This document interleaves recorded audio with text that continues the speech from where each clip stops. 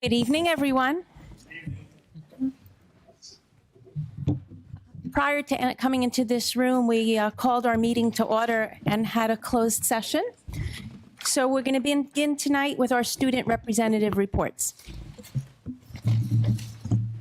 Good evening, everyone. My name is Olivia Browndorf, and I am a senior at High School North. Marking period 1 has quickly come to a close, and I am pleased to say we have had a successful start of the school year. With fall sports coming to a close, we have a few very successful athletes continuing on with cross country. For example, 2 college commits, Kalia Cordasco and Luke Johnson, who will be competing at the Meet of Champs. We are also so proud of our boys cross country team, who are number 2 in the state and breaking New Jersey records. I am also honored to acknowledge myself and Rohan Patel, who represented our school at the State House this past week, testifying in favor of banning flavored e-cigarettes. We are excited to announce that the bill was successfully passed. It was an experience that will last a lifetime, and we are so thankful for the opportunity. On the note of being thankful, I hope you all recognize the things you're most grateful for and enjoy an amazing break filled with love and family and friends. Good evening. My name is Sonia Manloy, and I'm a senior at High School North. Winter sports began last week with swimming tryouts. Many of the other winter sports will begin at the beginning of next week. The fall drama Clue took place this past weekend, and it was a huge success. Our Model United Nations and the Junior States of America teams went to their fall conference this past weekend and performed very well. The Model United Nations team scored 3rd place. This past weekend, high school seniors went to the Orange Theory Fitness to support the post-prom fundraiser. Thank you, and as Olivia said, have a good Thanksgiving weekend. Thank you. Have a great weekend, too. All right, we have 2 presentations tonight, so I'm going to turn it over now to Dr. Russo to introduce our comprehensive annual financial report. Okay, at this time, I'd like to introduce our auditor, Scott Cleland.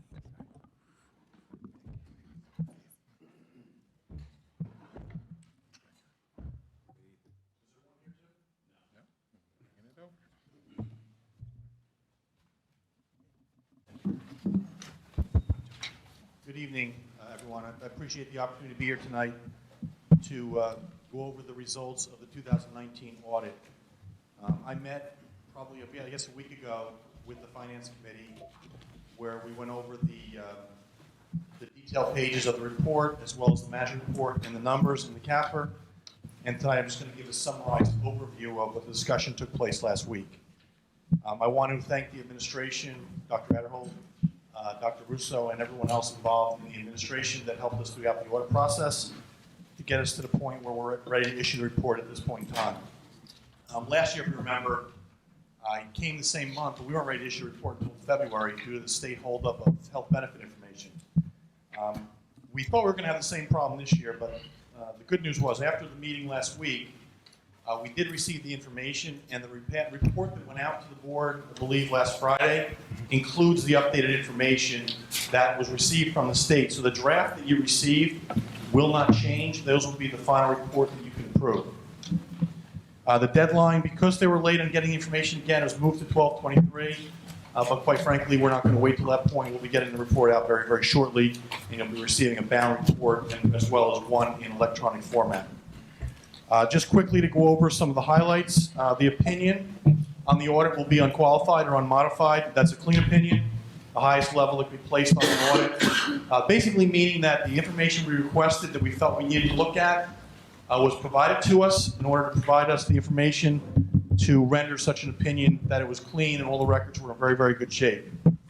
I also want to recognize the board and the administration for the receipt of the International ASBO Certificate of Excellence in Financial Reporting Award. This is the district's 11th consecutive year receiving this award, and they're one of about 25 districts in the state that does receive that award in New Jersey. From a financial perspective, it was a very, very sound financial year. The district continues to maintain reserves in accordance with the state levels that are permitted. The fund balance is very, very consistent with what has been out there from last year, leaving you with the same situation, the same amount of funds utilizing for your future budgets. In addition to the numbers that we look at, We also look at internal controls. We look at purchasing, accounts payable, payroll, revenues, cash receipts. We do testing of all those areas, and I'm happy to report that we did not have any items that came up that would represent a internal control weakness or a violation of state compliance. So you will have a clean management report being issued in the current year. And then the other big thing that took place during the year was the issuance of the bonds related to the referendum, which is currently ongoing and will continue through the course of the given fiscal year. So with that, I just wanted to give a quick overview. I will be more than happy to open up to any questions that you may have from the board or the administration. Thank you. I have a question. You look at a lot of different school districts' financials, and when you look at them, what do you see as a typical amount of surplus or capital reserves in school districts? It's all over the place. Some districts have $1 million, some districts have 10 million. It all comes down to whatever the philosophy of the board is in terms of what the numbers are. There's no set number other than the amount of tax levy and the percentage you can increase it by. But from the perspective of there's not a set number of what you're required to have and what you should have. It comes down to personal budgetary philosophy, basically. Okay, thank you. Are there any other questions? Thank you very much. Thank you. Thank you. Now I'm going to turn it over to Dr. Adderhold, who's going to present the 2020-2021 high school program of studies. Good evening, everyone. Traditionally, this presentation would be done by the Assistant Superintendent for Curriculum Instruction. Dr. Nathan is out of the district presenting at a national workshop. So in order to keep the timeline moving, I present this evening on her behalf. It's important that we present tonight because typically from a process perspective, it goes in front of the board tonight. If there's any feedback that comes from the presentation this evening, it goes back to the curriculum committee at the December 10th meeting, and then back in front of this board for final approval. It's necessary to approve the program of studies by December in order for students to schedule starting in January. In order to schedule in January, we need to make sure that we're providing the program of studies to families and students in advance so that they know of any changes to courses, prerequisites, and whatnot. This evening, it's a relatively mild year with respect to changes that we acknowledge. There are 3 new courses being recommended. So the board, remember, it's important that courses only run if student interest follows, especially in the area of the electives. So in the area of the electives, we have Computer Art and Design 2, Robotics Engineering, and the 3rd program called AVID, which I'm going to speak about. Computer Art and Design 2 is to build on our prerequisite of Computer Art and Design 1. It's a course that has shown significant student interest at both High School South and High School North. There are students that have been asking for additional courses. It could lead also forward with students that demonstrate an interest in this area. As we're designing the construction at South, we're looking at converting one of the growth classrooms in front of the 4-room walls to a computer design classroom. So it can be designed right in the front end, and it can be used on the basis of the AP design portfolio. So if students have interest in graphic design, it's a good course for students to continue to follow. In the area of robotics engineering, this will serve students in grades 9 through 12 with no prerequisite. It is a course that students can take multiple years in a row, and could potentially elect honors credit for project-based, project-specific, in conjunction with their teacher and their recommendation. It can be used in subsequent years, again, for multiple years for students of interest, because the projects themselves will continue to change. But it's important to note it only meets the 1 graduation requirement, so you can't double use it. It can serve as general elective credit and/or it meets 1 of the elective requirements. With respect to AVID is Advancement Via Individual Determination. It's a program that is utilized to support students gain entry towards honors that have been traditionally underperforming academically, but identified as having the opportunity to be successful in the honors program, but might need additional supports and structures in order to be successful. So there's an emphasis in analytical writing, college entrance, placement exams, study skills, note-taking skills. Both Mr. Earl and myself have been principals in high schools with the Pathway program. Pathway traditionally has a criteria established that neither parent has been college bound or college attended, and usually traditionally students with C's and D's. There's currently a committee at both High School North and High School South, teachers and counselors that are working with Mr. Earl, Dr. Gabba, Mr. Leppel, to set the criteria for the recruitment. It would be rising ninth graders, the first cohort, with the idea of bringing forward a cohort each year, raise the ninth grade group to 10, the teacher and the students stay together, and they loop together for 4 years. And so the details are in final determination. At the same time, we need to make sure it's in the program studies so we can make it knowledgeable in the application process compared to rising ninth grade families. In addition, there's just a couple minor revisions in the program study.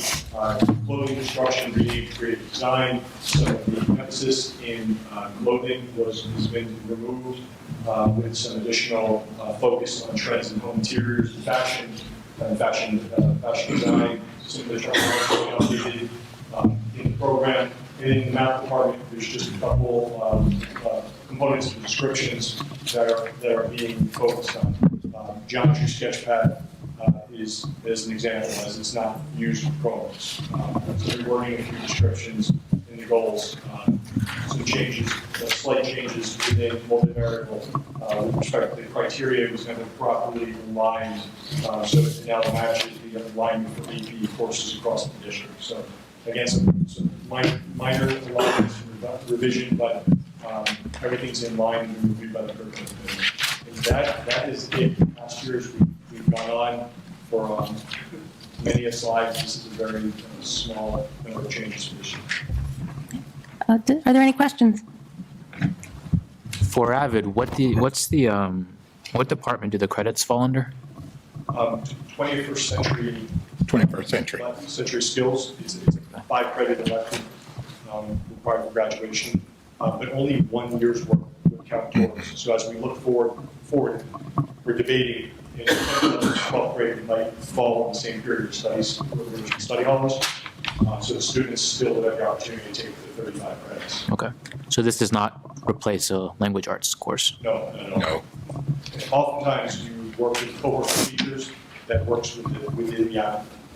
Sorry, there's a cohort teacher that follows them through, but there's not a cohort of teachers per se that work with just that group of students, because the students that are in the Avid elective are intermixed within all the classes with other students. They just come together for that elective period. Any other questions? Thank you, Dr. Adderhold. That brings us to our first opportunity for public comment. The board invites thoughts and reactions on agenda items and items of concern from members of our community who are present. Each participant is asked to give his or her name and address prior to making a statement, which will be limited to 3 minutes. All statements shall be directed to the presiding officer, and this public comment period shall be limited to 60 minutes. Before we turn the mic over to the podium, I just want to clarify a couple of things, because I see a lot of people in the audience who have not been here before, maybe haven't seen how we roll with the public comment here. So I just want to make sure that we all understand what's about to happen. So this public comment period allows the board to listen to your concerns. We have a process established that ensures that everyone is heard in a fair, consistent, and equitable way that is both courteous and respectful. So I just want to point out a few things, whether you're making a comment or you're listening to the comments, what you can expect. As I said, we have a 3-minute time limit to public comment.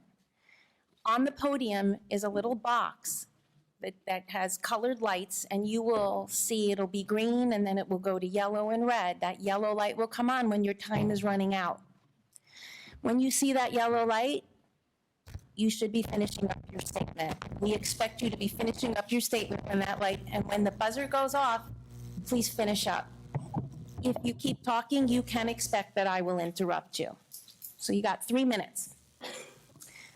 When you get to the podium, please talk very close to the mic, and please give your name and address before you start. Your time will start after that. Right, Chris? Okay. The board will not enter into a question and answer session with you when you make your comments. This is your opportunity to speak. And when you speak, we are listening. We want to hear what you have to say. So please don't interpret our lack of discussion with you as that we're not listening or we don't care about what you're saying. That is absolutely not true. This is your time to talk, and we are listening. One final thing that I want to point out. I don't know what you're going to tell us. We're going to listen. But it's possible that you may speak about an item that appears on our personnel agenda. The appointment of people to positions in our school district and their employment is never discussed in this room. That is not a topic that is discussed publicly. Personnel issues are confidential and private, and those discussions happen in closed session. I'm just going to turn it over to our board attorney, Mark Toscano, to see if he can add anything to explain this process before we get started. No, Madam President, I think you explained it perfectly. The only thing I would just add is, again, if there is no response, that doesn't mean that the board is disinterested or is not hearing you. What the board has typically done is at the end of the public comment session, the board will respond or have the administration, in particular Dr. Adderhold, respond en masse. We'll take notes as people talk, and then we'll respond at the end of the session so as to give as many people that wish to speak the opportunity to do so within the time limit allotted. That would be the only thing that I would add, Madam President. Thank you. So we have 1 hour for public comment, and we're going to start now. My name is Eric Lasky, 114 West Windsor, New Jersey. My son's name is Max. He's a junior at high school in North. He's been part of the North baseball program since he's been a freshman. I'm here today to talk to you about 2 decisions that were communicated to the North baseball team yesterday during a meeting with the district athletic director. Resignation of the North baseball coach to assume the head coach position at South, and that there be no varsity team at North in spring 2020. I'm the president of the North Boosters Club. I'm also very involved with the Little League Babe Ruth, having a position on the boards there, and coach many of the kids in both of the programs. I am both concerned and disappointed with the administration's decision to allow Coach Gilling to resign his position as head coach of the North program to become the head coach of the South baseball program after finishing only 1 season with the North program. The result of this decision is that the North baseball program will now have its 3rd head coach in less than 1 year. There's no possible way that this decision was made with the best interests of the North students in mind. While I'm personally disappointed that Coach Gilly decided to walk away from the program, that he decided to take the task of rebuilding this a year ago, I'm not here to disparage him. In fact, I'm aware of many North students who have decided to play baseball again this spring because of the positive experience that he brought to our team. I am, however, very concerned that the district does not have a policy in place to prevent this from happening. Taking from one school for the benefit of the other should not happen. To the contrary, I expect the administration would ensure that any decision it makes is the best interest of all the district students, not any one individual program or school. That clearly didn't happen here. While the train is certainly left on the decision with regard to this coaching decision, I strongly urge the board to adopt a policy that prevents this from happening in the future. I'd also like to briefly address my understanding that the North baseball team was told yesterday that they would not have a varsity program this year, but instead begin playing JV. I'll reserve most of my comments on this topic in light of the letter we received today from the principal of North, Mr. Dr. Dauber, inviting us to participate in a meeting on Monday to discuss this topic. I truly hope that the administration will take into account the perspective of both the players and their parents in making this decision. This decision should not be about how many games North varsity baseball team could win this spring. Instead, it should be about student development, both as athletes and people. The players have the maturity to realize that success should be measured by progress and improvement and not wins and losses. That's why I've heard from several players that they would much rather play with a varsity team that's not won a single game as opposed to a JV team that dominates this competition. If North plays the JV baseball schedule this spring, I fear this will be the beginning of the end of the North baseball program, and I think that's a result, I hope that's a result that no one wants. Finally, I'd ask that the board work with the administration to make sure this does not happen again in any WWE sports program. Please work with the athletic department administration and require them to come up with an action plan for any sport that's struggling. An action plan that is focused on encouraging and increasing participation in sports from middle school throughout the high school time. There's no doubt that with a strategic plan in place for each sport, WWE sports will thrive, and students will develop critical life skills that come with playing on any team or individual sport. Thank you for your time. Thank you. I think you'll hear also from some of the players as well.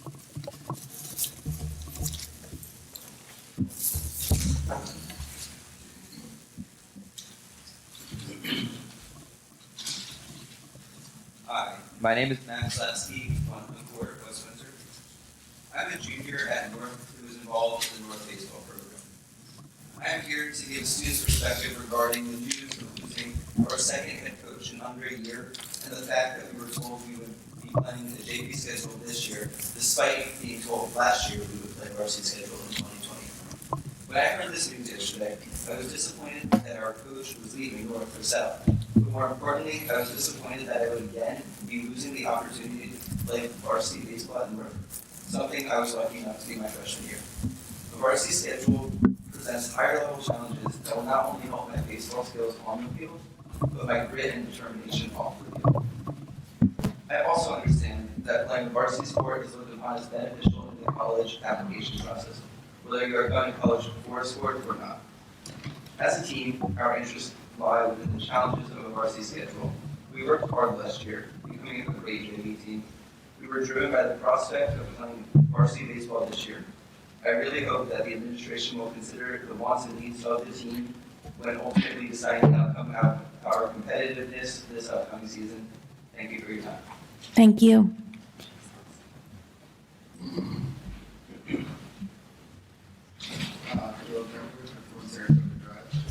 Can you just speak into the mic, please? Caleb Kempler, 51 Saratoga Drive. Good evening. I'm a sophomore at North.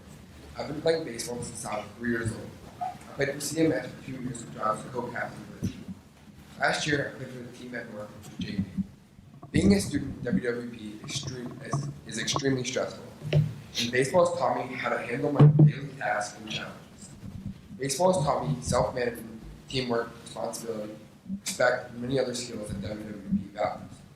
When I started at North as a freshman, I quickly learned that there will only be one team, which was the JV team. I'm a competitive player. I pitched and I played second base, and I knew if we had a varsity, I would love to try out. I dreamed of playing varsity, and I couldn't wait for the opportunity to compete at a higher level. We were reassured that the school district was building a program in 2019, and we would play varsity this coming spring. Fast forward to last night, along with my teammates received devastating news. One was Coach Ely is leaving North Baseball to be the head coach at South. Two, North Baseball is playing a JV schedule again. I feel that North Baseball was treated unfairly. Our program was not built up or supported. My teammates and I should be afforded the same opportunities as the South athletes. I'm asking you to fight to keep varsity baseball in North. We need a plan to rebuild the program and for you to hire a dedicated coach who will commit to the long term. Thank you for your time. Thank you.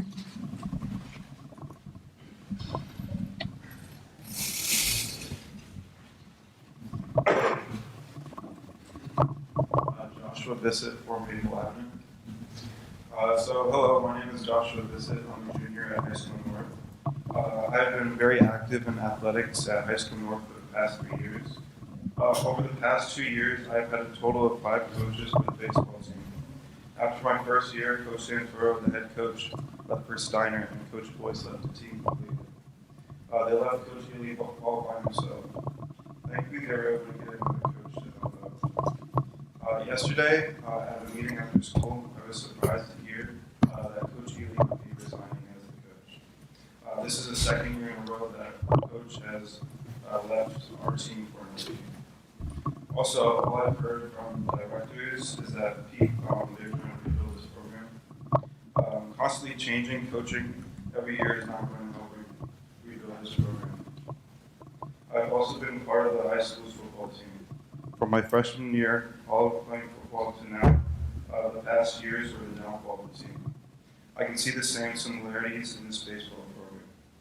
Numbers are starting to decrease, and we are now only down to one team. Also, now that it's being said that we are only going to be a JV team, numbers are going to decrease even more. Last year, our only 2 seniors left the team because of only having a JV team. Also, another player left and went to another school because he was questioning and he had concern of the baseball program in the next couple of years. Not having a stable coaching staff and the lack of players is possibly going to take this baseball program down. I have dreams and aspirations to play college baseball. Being a part of a varsity team is a big part of the recruiting process. I am nervous and scared that without having a varsity team, my goals may not happen. Thank you.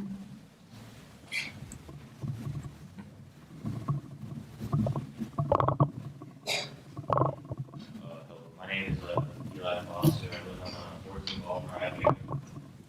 And hearing the news of our coach Ely leaving early, although that was disappointing me as seeing as our varsity hopes really take a turn for the worse and to see them improve. I do respect his decision, and I do respect to see him grow as a coach.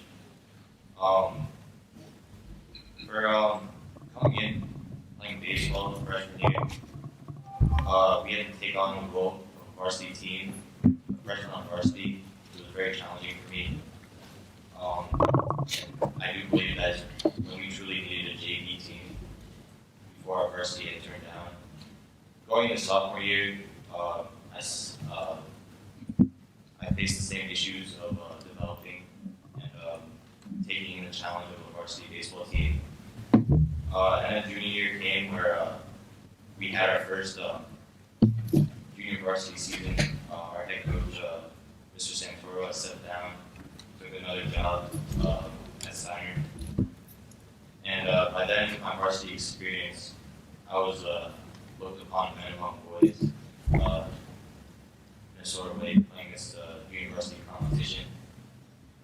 Looking this year, I would really like to see a varsity program because I saw myself improve greatly when I started out young in varsity.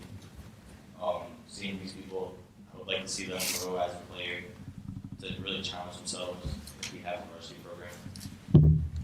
Thank you for your time. Thank you.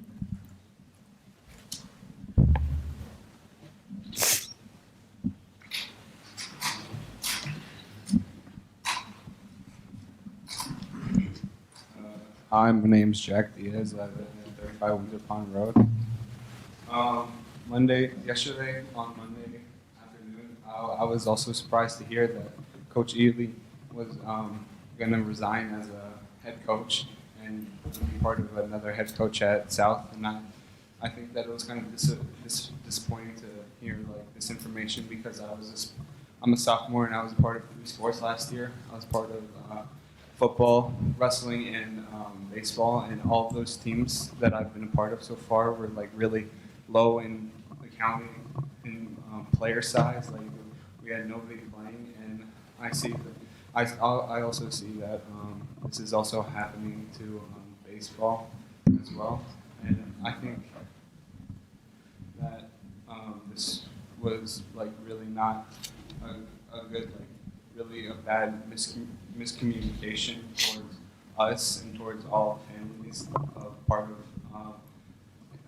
high school North baseball, and I think that that this should not be really right. Thank you.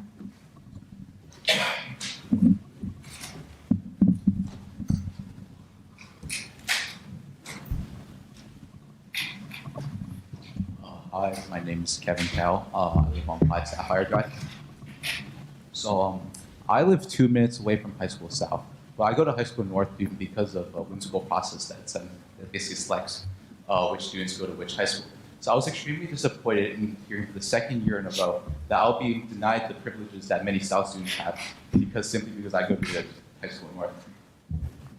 Moreover, I believe that the purpose of both high school North and high school South is to allow students to be able to go to the college of their choice and to prepare them for this. And I know that many of my teammates have aspirations of playing college and baseball. By shutting the door on our baseball program, I believe that we are denying our students any chance in becoming college baseball players and becoming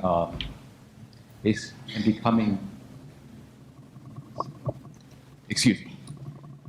So I believe that by shutting the door on our baseball program, we are denying any chance for our players to fulfill their dreams of playing college baseball. Thank you for your time. Thank you.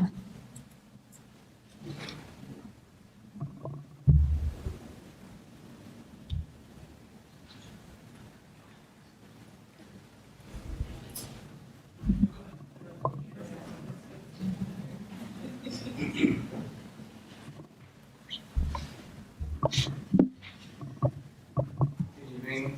My name's Matt Kempler. I live out on Saratoga Drive in West Windsor. You heard my son Caleb speak earlier. The first thing I'd like to say is I think that the administration could have managed the communication of the decisions made by the athletic director and others a lot better to the students. They got 2 points of devastating news yesterday, and frankly, a lot of these kids were pretty distraught over learning about the changes of their program and losing a coach that they quite looked up to and respected, and we're very excited to play for in the spring of 2020. Second, I feel that the North students should be given the same opportunities, especially including the student athletes, the same opportunities that the South students have.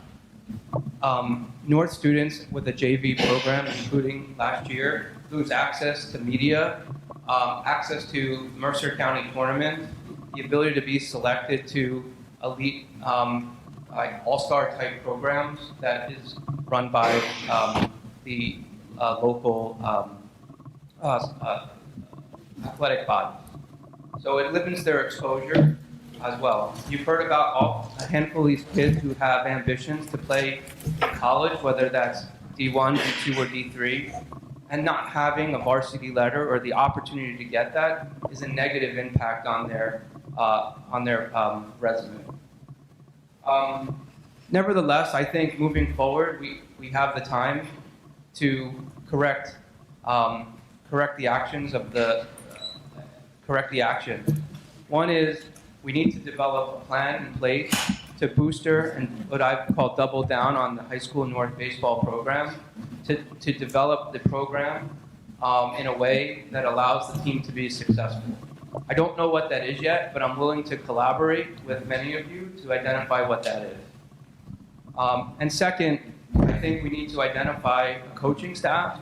There's no one on the personnel agenda right now for high school North, while there's 3 coaches on high school South on the agenda. So we need to develop a coaching staff that is willing to commit to the long-term success of that program. Okay, that's all I have to say. Thank you for your time. Thank you.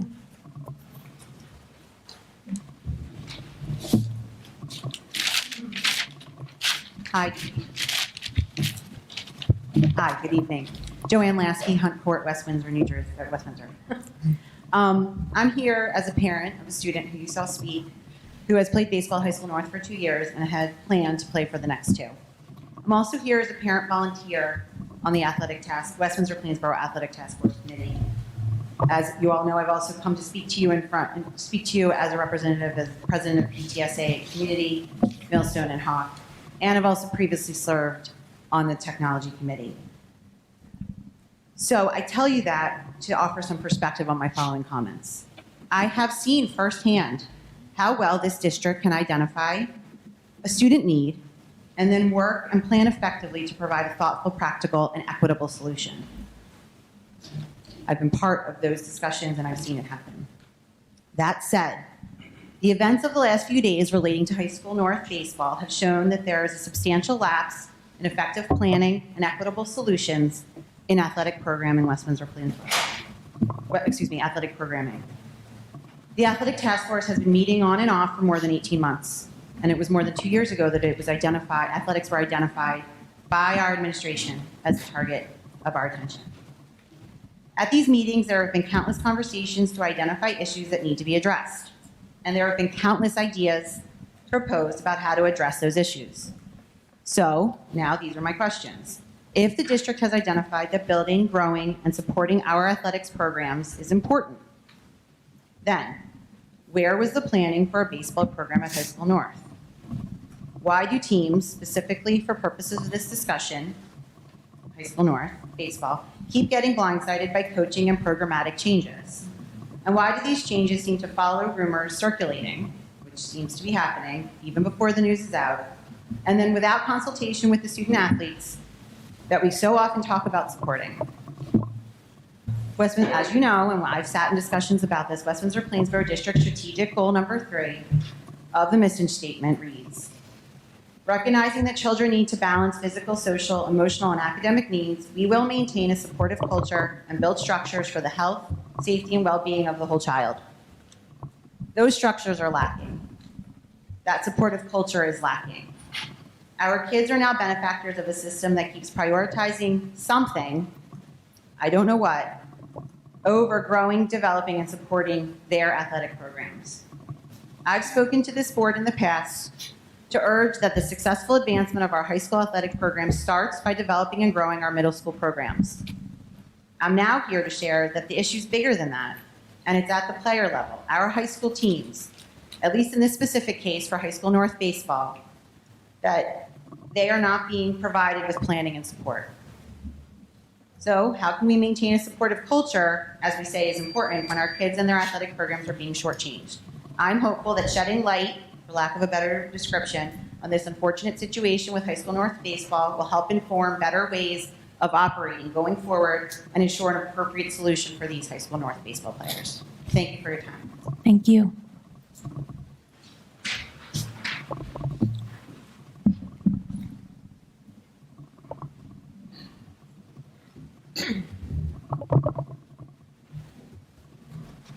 Mark Ruger, Stewart Lane East, West Windsor, on the Special Education Program Review.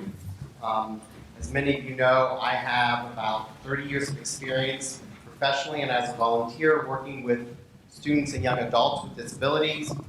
I'm a nationally recognized advocate for those with learning disabilities, and I'm one of the few remaining parents who initiated the special education reforms and improvements starting in 2010, resulting in Michelle Kamen's report in 2012. The board at that time approved 90 changes and improvements to the special education program, fundamentally altering the projections for the positive in this community. But I'm very concerned that it was funded with $60,000. You recently funded a $40,000 program, and we are very concerned that there be earnestness in looking for improvements in objectivity, parent participation. 7 years ago, and 7 years is a long time to wait for a program review. 7 years ago, we had 100 parents show up to town halls, 3 town halls. We had input from frontline teachers without any interference or fear of retaliation from the administration. And I challenged the board this time around not only to have those sorts of numbers, because we have over 1,100 parents of students with disabilities in this district. I think we can get 100 or 200 to show up for something that's critically important like this. But we should also get the students' input. We are now a person-centered planning state, and the students with disabilities, particularly those in high school, should be available to advocate for themselves and what changes they need. We spend $28 million on special education instruction in this district. That is a third of the instruction. When you look at that in a $40,000 review, it looks a little bit unbalanced, don't you think? We waited 7 years for this, actually more than that, 9 years for this, because we started this process in 2010. We have new changes. The bar is higher. It's different We have more inclusive education in the world today. We have an emphasis at the federal and state level on life and work. We have Supreme Court cases saying that minimal progress in education is no longer satisfactory and equitable for our kids with disabilities. We have court cases like Texas, where an 8% identification rate is not enough when the national average is 13 to 15%. By the way, West Windsor only has a 10.5%, which is strangely low for the surrounding area. I guess we have better water or something. And we have district and under Department of Education civil rights monitoring for equitable access to honors programs and language. Yes, we've made a lot of progress. We have Morton Gillingham training. We have teachers and aides being better trained. We have more programs. We have more co-teaching. A lot has been done. The world has changed. So I just ask that the district take this seriously, that we have parent representation. And yes, in the hundreds, this is a huge amount of expenditure. And to be effective and to monitor all of the new programs that should not just be effective in name only, but actually support our kids. We really need a lot of effort. Thank you. Take that seriously. Thank you. And I have, from the CPAC, I will distribute to the board a few pages from the Special Education Advisory Committee on some suggestions for the program. Okay, you can give it to our board attorney. Thank you.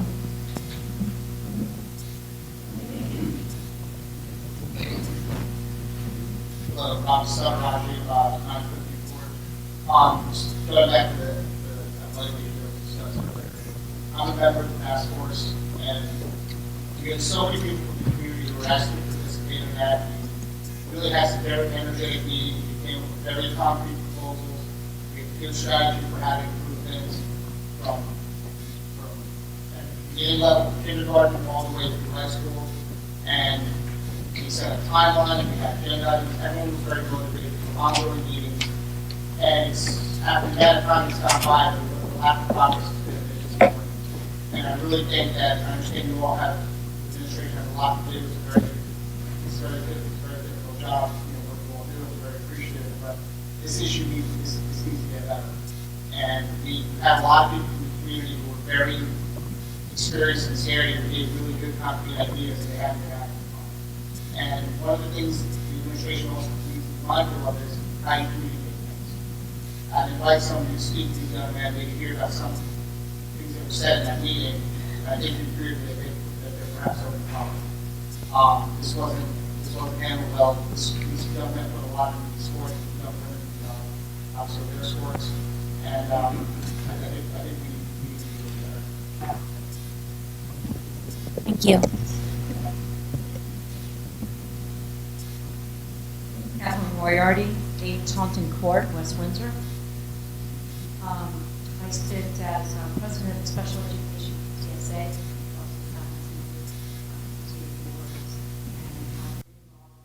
Areas of the community within West Windsor. We are very concerned about how the progression of the special education program review, which we've been seeking to have done for a number of years now, and the very limited resources that look like they're going to be put towards it. Much different than what it had been the years before, as Mark had stated. We certainly feel for the students that are here, and we too understand the concerns and feel like we're sharing very similar concerns, and echo their common issue to support vulnerable programs, as Mr. Lasky had talked about, and to actually look at providing measurable action items to really get these programs moving and going, whether it's athletics or in the case of academics, or in the case of behavioral programs. Many of our kids, athletics is a wonderful outlet for them in the special needs community to be able to exert their anxiety and their energy and be able to calm their minds. So to be able to have a very robust sports program that some of these kids really motivates them to do well academically is something that we certainly would support as well. Similarly, what some of these parents had echoed for this program, the lack of this program, such as the lack of communication, is also something which we echo as well in the special needs program. As you know, Dr. Adderhold, under Dr. Victor O'Neill, that many of the items that were in that special ed program review, over 90 of them, many of them centered on communication issues.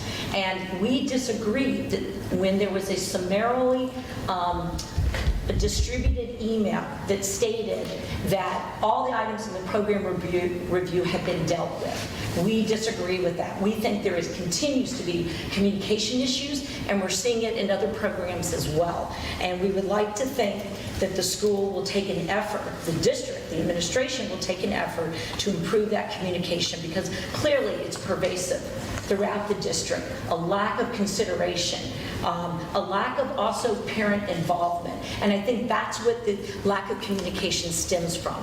The lack of parent involvement in our special education program review that's anticipated, and the lack of participation in a seemingly very serious decision that's going to have echoing impact for many years on a student program, athletic program.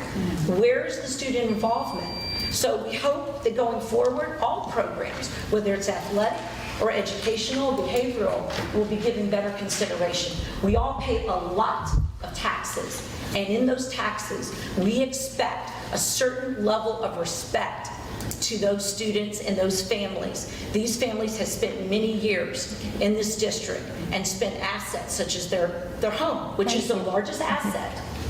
And they would like to think that the taxes they pay supporting that home is also supporting a district that they feel is serving their needs. Thank you. Good evening. Arun Rao, 2 Shadow Drive. I'd like to thank everybody who spoke previously, because I think we have a common theme here in terms of communication. And I'm here to speak a little bit about the special education program review as well. I want to start off to put this in a little bit of context as to why it's so concerning to many parents. And it's not an original piece, it's something that a friend had posted recently. And I just wanted you to deliberate this as to why the parents are so passionate here tonight. Every parent plans to raise their child for about 18 years, set them free for about 30 years, and then hope they come back to help them face the final years of their life. A special needs parent can sometimes plan to raise their child for 65 years, and while doing so, also has to prepare for the other 20 or so after they themselves are gone. Let this sink in for just a moment, and you will begin to understand the drive and determination that many of us have while we are on Earth. If you have never thought about that, don't be sorry, be thankful. This is why I stand here tonight as part of a child with as a parent of a child with special needs in this district. We, as parents of special needs children and as a community with academic excellence and repute, need to get this survey program review right for our children. Our community has changed demographically, and we as a district have been fortunately able to bring many special service students back into the district since the last review. However, there are still many opportunities for improvement, communication being one of them. And to have a valid survey, we need to have appropriate, adequate, and just parental and family representation. This is a two-way street, and we need to hear both sides of the story. As you deliberate the proposal before you tonight for the upcoming review, please ask yourselves how the details will fold out in order to ensure a fair and representative study that is inclusive of parental, family, and student inputs. We need clarity on the how, the when, the who, etc. before approving something. Will this review go over the student demographics that we have in this town, the classifications, the transition plans, the ethnicity and the socioeconomic culture and makeup of the special needs data students? What kind of statistics and data will this review include? Will it include the equity and access issues that have been brought up before, harassment, intimidation, and bullying issues, the issues of AIDS, and the many issues that have come up with transportation? These need to be considered, and make sure that the person who's doing this review is going to consider this. And we also need to know how the district ultimately will review and implement the recommendations found in this review with accountability so that we can continue to make ourselves the best district for our students. Thank you. Thank you.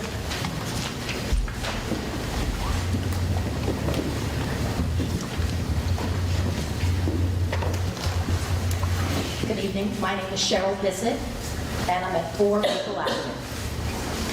I am a parent of a baseball player, and I have had the great opportunity for him to be able to grow up in baseball in this community ever since he was 6 years old.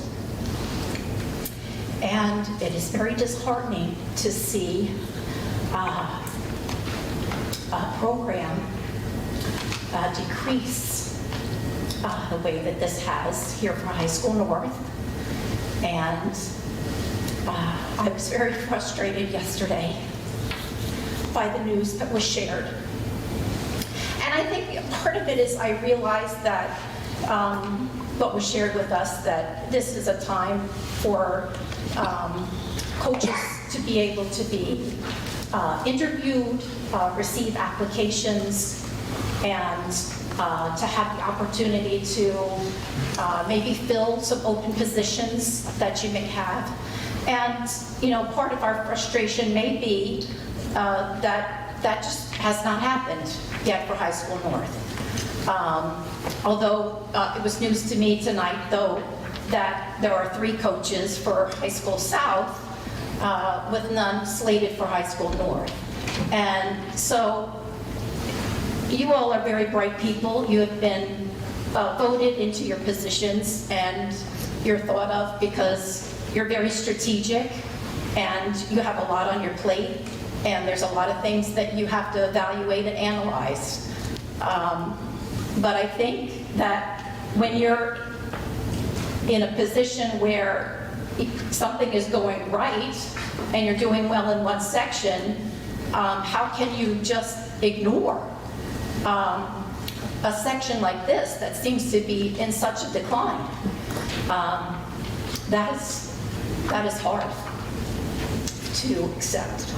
And so I implore that the folks here will have an opportunity to really take a moment to, and thank you for listening to the boys and the parents and those who are trying to lead the program, so that we can give these boys opportunities to advance to the next level, which a lot of them want to do.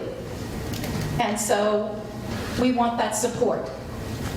And we hope that you will take the moment to listen and take action of what you've heard tonight from the boys, so that you can come up with a very good plan and be able to correct what they've experienced in the past 24, 48 hours. And I thank you very much for your time this evening. Thank you.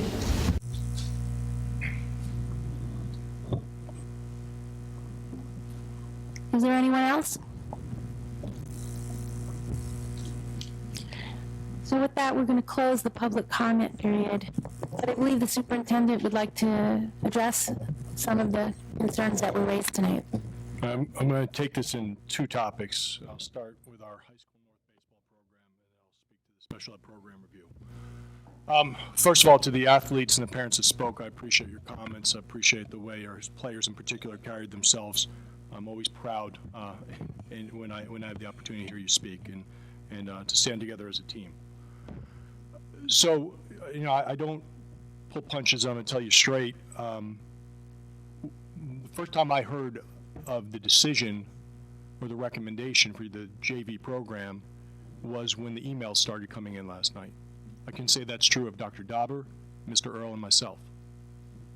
So there's been no decision, not that's come through my office, regarding the 2020 spring season.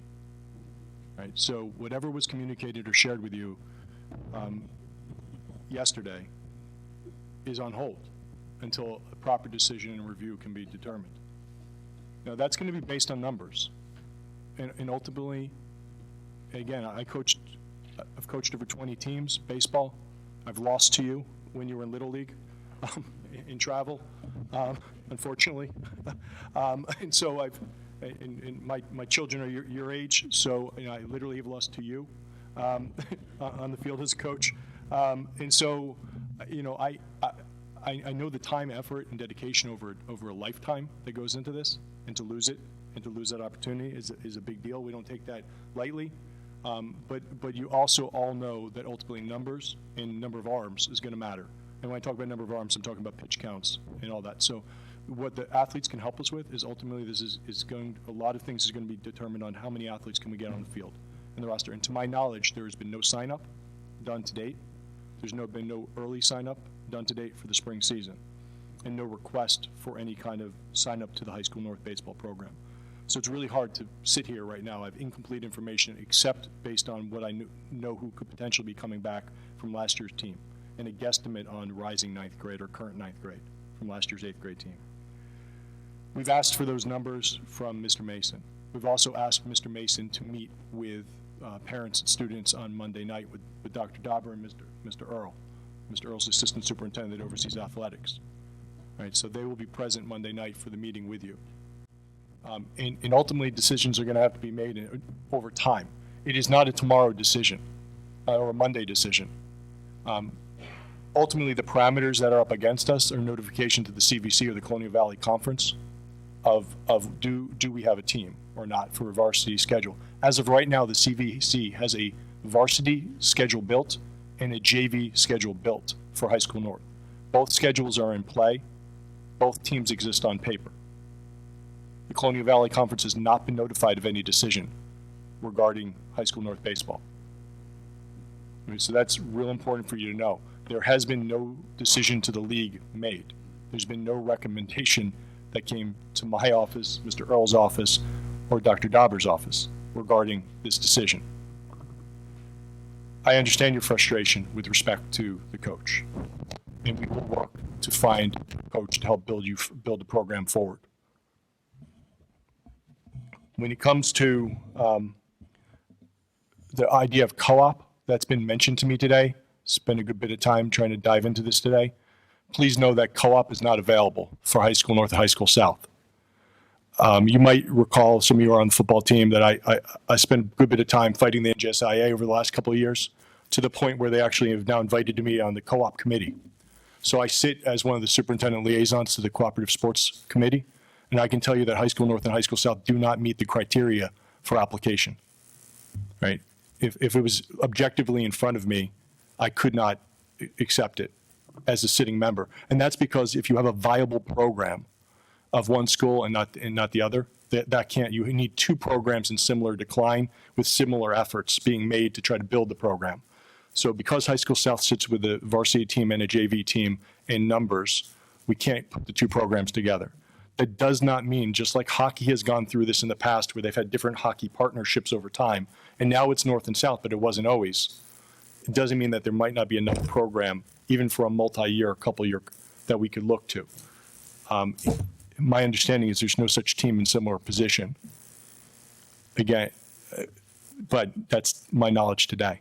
All right, so there's steps that we can take, but a lot of this is going to be based on a team sticking together in numbers, and then some hard decisions, which gets into oftentimes to play a varsity season might mean to potentially play and forfeit some games because you don't have enough pitchers.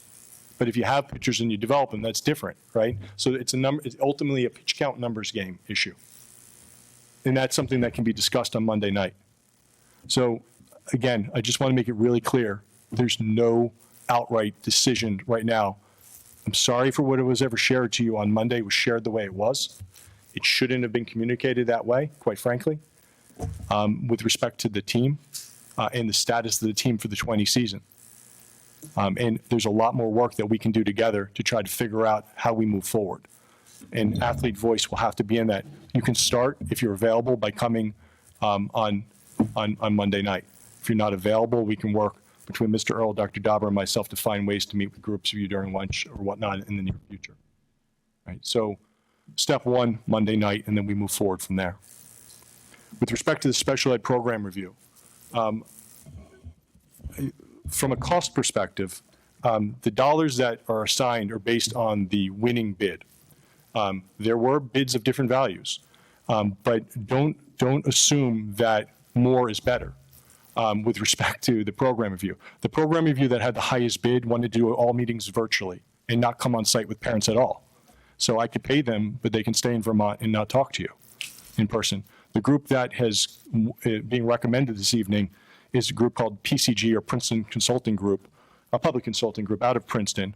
They do special ed program reviews as part of their portfolio, and they're willing to come on site and meet with parent groups. There will be, like all program reviews, an internal and an external committee.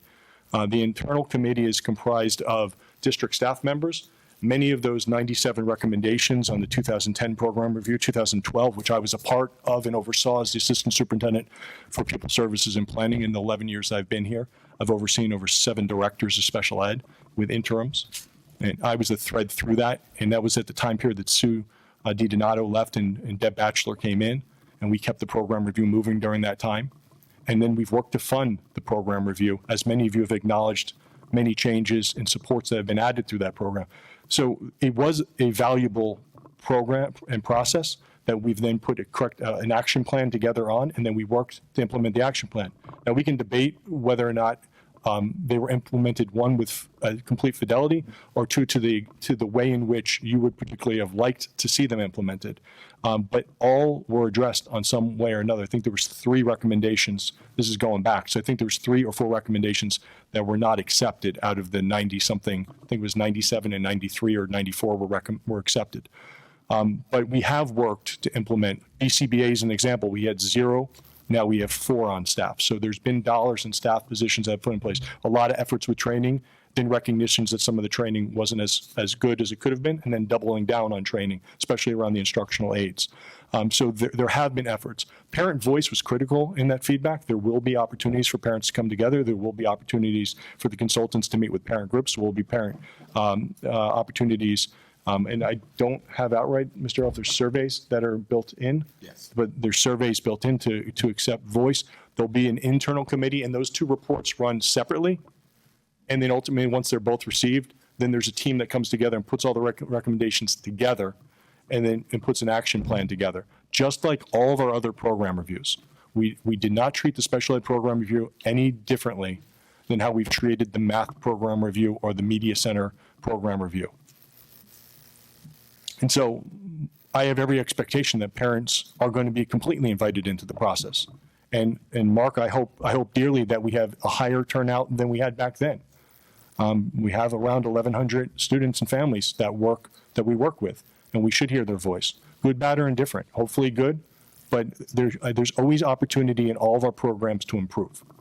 There's always opportunities to look at things differently, and it doesn't always mean more money. Sometimes it's looking at the resources and implementing program differently. And so I'll leave it at that. I have every expectation that both the SEPSA and the CPAG and parents that are not involved in either are all have an opportunity to participate. With that, I'll turn it back to the president. I just want to thank everyone who made public comment tonight, and on behalf of the board, we appreciate everything that you shared with us. That brings us to our committee reports. We'll begin with administration and facilities. I'll turn it over to Tony Flaris.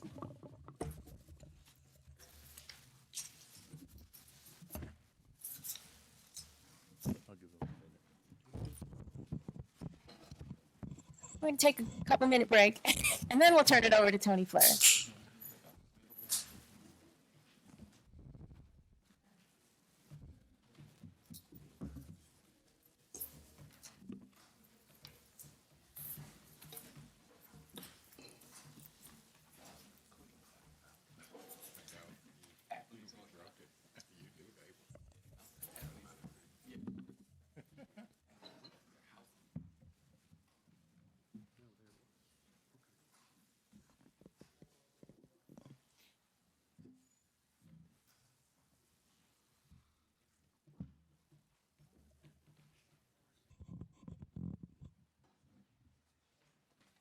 Okay, so this is on, right? Can you hear me? Can you hear me? Can you hear Tony? Is this on? Test. Is that on? That one was. Can you hear me? Now I can hear you. Not. Now Okay. I can hear me.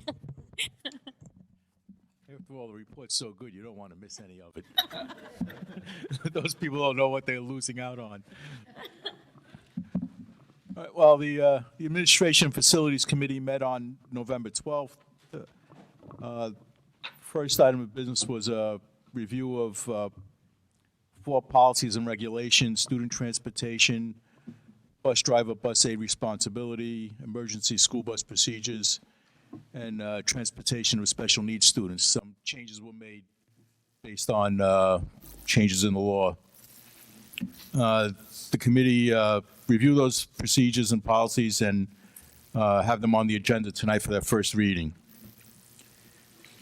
The committee then reviewed the Crisis Management and Emergency Procedures Manual, and the committee recommends approval of the School Safety and Security Plan Review Statement of Assurance at tonight's meeting. That's a state requirement.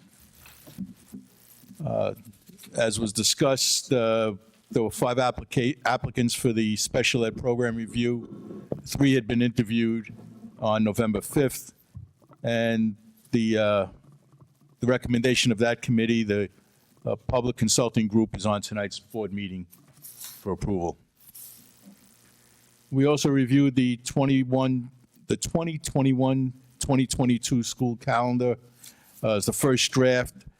It's going to be shared with the PTA and PTSAs and the Superintendent Advisory Council, district administrators, and it'll come back to the committee on December 10th. Security update: the schools continue to practice all security drills, including the new lockdown procedures. Plainsboro hired a new officer who began at Town Center as a Class 3 officer, who began at Town Center on Monday the 11th. And Plainsboro has also sworn in a Class 3 officer who worked the night shift at High School North. Interviewing continues for additional Class 3s and Eyes on the Doors officers. We reviewed updates on the referendum. New emergency generators have been approved and released. Delivery dates are expected sometime in December. The overall completion of the projects by the end of the year. The installation of generators will take place upon the arrival at each school. HVAC upgrades at High School North and Millstone River should be going out to bid by the end of this month, with the award of the project sometime in January. Media Center renovation schematic plans are being developed. Bids for additional renovations at Thomas Grover Middle School were opened on Thursday the 7th. 12 bids were received, and the lowest was submitted by Shorelands Construction. The construction documents for the addition and renovations at Community Middle School are 99% complete. The project was reviewed at the November 12th Plainsboro Township Design Review Committee. Detailed phasing plan is being prepared and is being reviewed by the faculty. The tentative bid date is at the end of November, with an award, again, expected sometime in January. Finally, we were briefed on the equity planning session, which was held on October 31st, to schedule activities that will be shared with the principals and building staffs monthly. The district equity team will meet this week to continue work of identifying the high leverage equity goal. Our next meeting is December 10th. Any questions? All right, we'll turn it over for the curriculum report. We'll turn it to Dana Krug. Hello. The Curriculum Committee also met on Tuesday, November 12th. First, we were joined by Mr. Rich Steck, who's the district's K-12 science supervisor, for a presentation and discussion of the next generation science standards. Next, we had another visitor, and that was Dr. Lee McDonald, who met with us to discuss the proposed changes to the 2021 high school program studies, which Dr. Adderhold presented tonight. And we have the 3 additional courses / programs that are being proposed: Computer Art and Design 2, the Robotics program, Engineering program, and AVID, which the program of studies will be presented at the next board meeting, which was tonight, and the entire board will vote on it at the December board meeting. We also recommended approval of the Campfire New Jersey to provide Count on Me Kids character education program for 11 second grade classes for this school year, not to exceed, at a total district cost not to exceed $5,500. The committee also recommends approval of the community education 2019-20 adult and youth programs. And the committee also recommends approval of the disposal of obsolete items, including 9 cellos and two basses in accordance with regulations. They meet one or more of the criteria for the regulation, which is they're worn or damaged as to preclude effective use and economic repair or restoration, or no longer serve as worthy instructional tools. The committee also recommends approval of 2 professional development opportunities for 4 district employees to attend the Centennial of National Council of Teachers of Mathematics Annual Conference in April in Chicago at a cost not to exceed $1,652 per person, and 8 additional participants in the Teachers as Scholars Professional Development Program at Princeton University at a cost not to exceed $1,925. Also, the committee supports several overnight field trips, including the CMS and GMS 8th grade band, concert, and orchestra students to go to the University of Delaware and Washington, D.C. and vicinity in June. And the cost of the trip is between $470 and $522 per student. And for the 8th grade German students to go to Washington, D.C. in April as well. And the cost is approximately $275 per student. Also, at High School South, a couple of overnight field trips for the Model Congress, one to the University of Pennsylvania in March with $300 per student, and to the same group to Columbia in New York in April with a cost of about $300 per student. We will also meet, our next committee meeting will also be on Tuesday, December 10th. Thanks. Are there any questions about curriculum? All right, for the finance report, I'll turn it over to Louisa Ho. Okay, the Finance Committee also met on November 12th. Scott Clellan from Wilson Company presented information about the comprehensive annual financial report, which he presented to date. We got a clean opinion, which is outstanding. The committee also reviewed the monthly financial reports, which are tracking very similarly to the prior year. Staff shared the results of the November 7th bid opening for the Grover Middle School project. Shorelands Construction was the lowest responsible bidder. There will be motions on future board agendas for the approval of the energy savings plan and a motion to seek an RFP for financing. The committee reviewed other items on the agenda for approval. Construction update. Administration updated the committee on the status of ongoing construction. Both the Hawk project and Town Center project are progressing. Regarding the referendum projects, High School North and Millstone River HVAC plans have been submitted to the State Office of the Controller for review prior to going out to bid. Plans for the community middle school expansion have also been submitted to the State Controller's Office. The committee reviewed the 2020-21 budget calendar. Budget discussions will occur in the coming weeks with the architect and building and grounds regarding capital projects for next year. The maintenance contract bid will be a factor in overall budgeting, and there has been interest in the bid documents for the maintenance and custodial contract. Regarding the Energy Savings Improvement Program, staff shared with the committee that the Energy Savings Plan was sent to DLB Associates for the required third-party review. DLB recommendations were forwarded to Snyder Electric and the district will meet with representatives from Snyder Electric to discuss changes to the plan to accommodate DLB's recommendations. The updated plan will be submitted to the Board of Public Utilities and placed on a future board agenda for approval. On the November 19th board meeting agenda will be a motion regarding the lease purchase agreement to invest in capital items necessary to achieve the energy savings plan. The proceeds to pay for the financing will come from the savings in utilities. All steps in this process are required by the Department of Clean Energy. Implementation of this plan will not affect local taxes. Staff updated the committee on the power purchase agreement, and there have been discussions with the PPA provider, Pfister Green Skies, regarding the plan to place solar panels on the roofs of our school buildings. The group has just recently received the referendum plans for the new HVAC rooftop units at High School North and Millstone River from the architect to determine the final layout. The committee reviewed the cafeteria report presented at the meeting. Information in the report included monthly activities and meetings with staff, students, administration, and Sodexo Food Services. The number of meals served was down from the prior year. Staff shared information with the committee regarding a potential grant for electric buses. As part of the Volkswagen settlement for diesel emissions, they are offering grants for conversion to electric buses. The district is reviewing the pros and cons of electric buses. The district has 5 buses that meet the criteria for an exchange for 5 buses and charging stations paid through the grant. The district is considering submitting for the grant. However, since electric buses are relatively new, the district may not have the ability to maintain them, so there are some factors to be considered. The committee will next meet on December 10th. Are there any questions about finance? So we'll move forward with to the voting portion of our agenda. We begin with some administration items, but I have a couple of corrections to point out. On administration item number 2, there are 2 corrections. First, you'll look in the middle of number 2. It says that the rights for a report are dated November 19th, 2018. That should read November 19th, 2019. In addition, we need to add in one more student number, CMS 12-2019.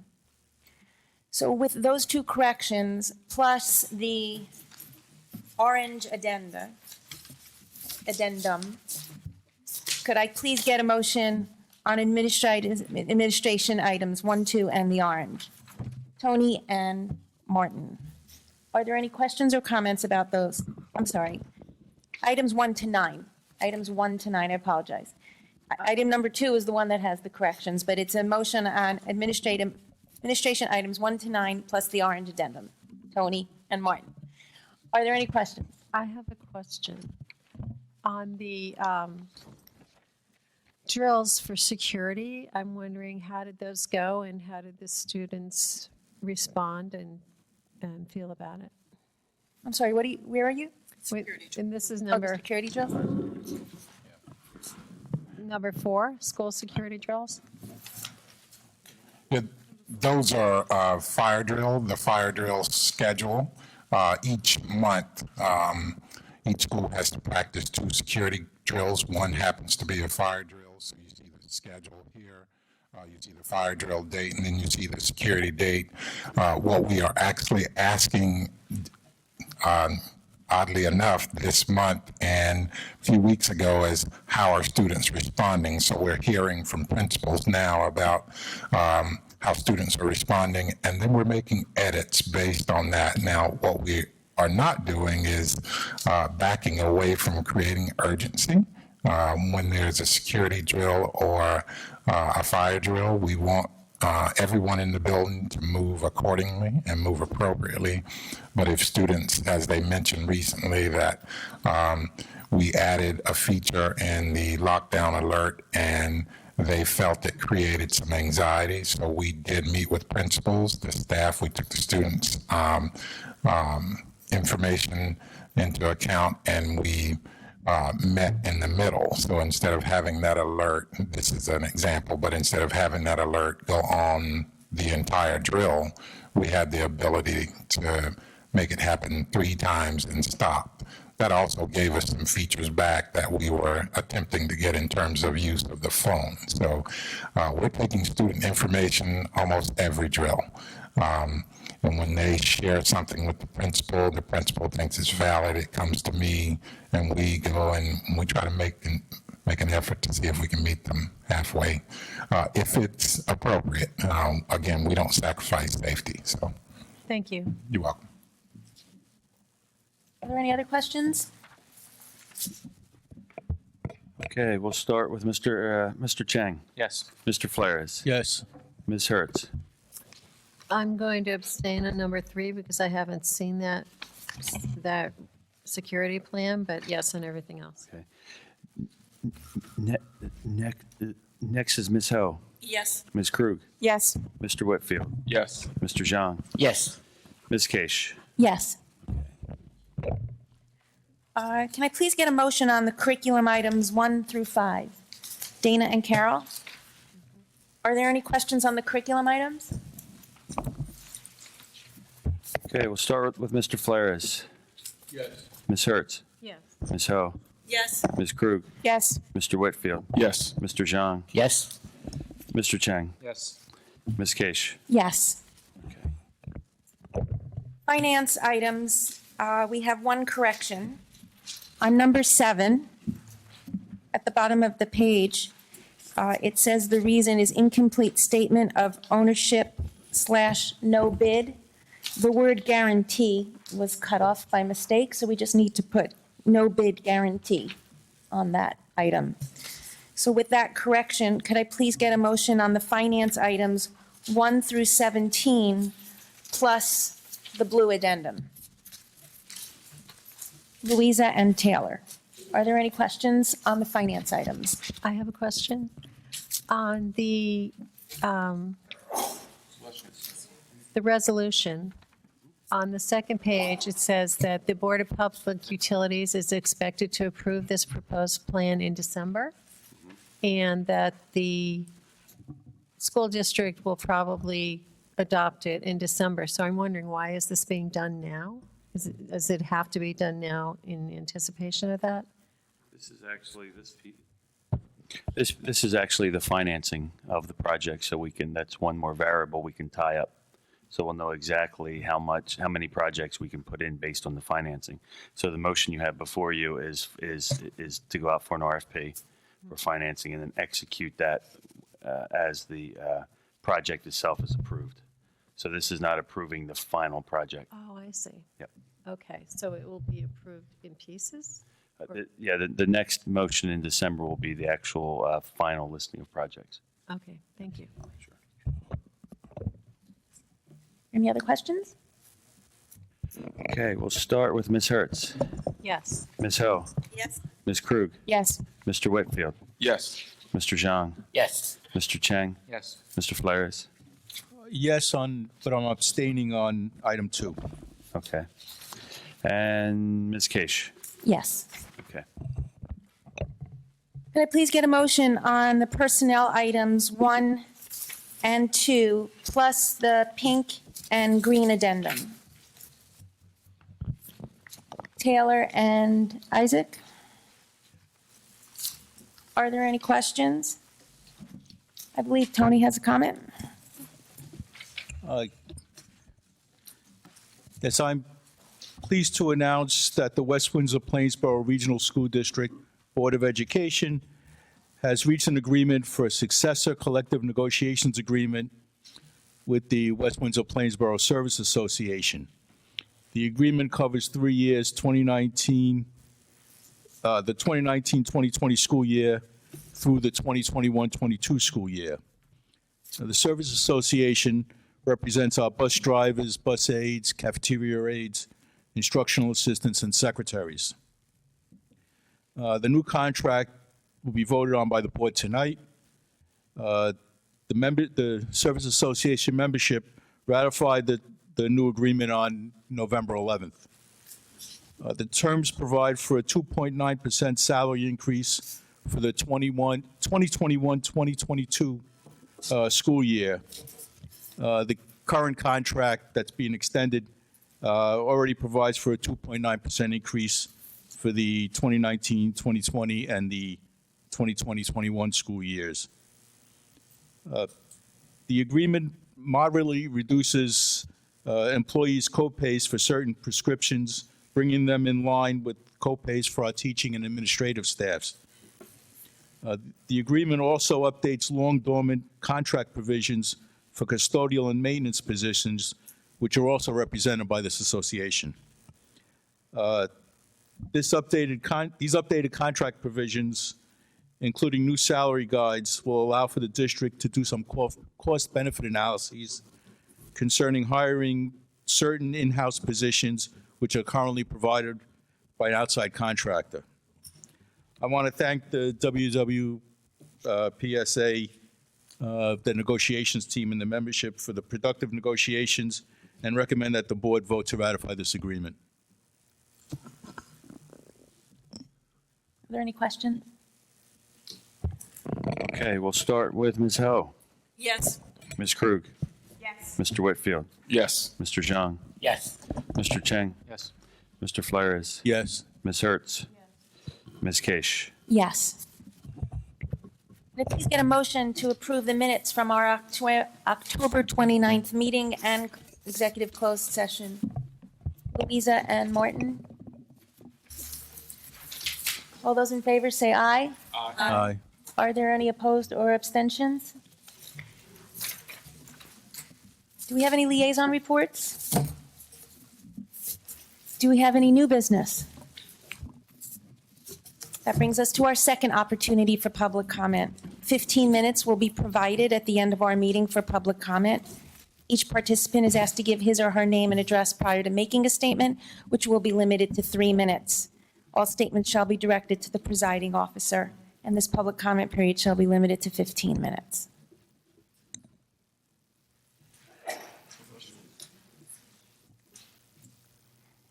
Well, seeing as there's no comments, we'll close that. And before we go, I'm going to wish happy birthday to Bonnie. Happy birthday, Bonnie. And can I get a motion to adjourn? Martin and Tony. All those in favor?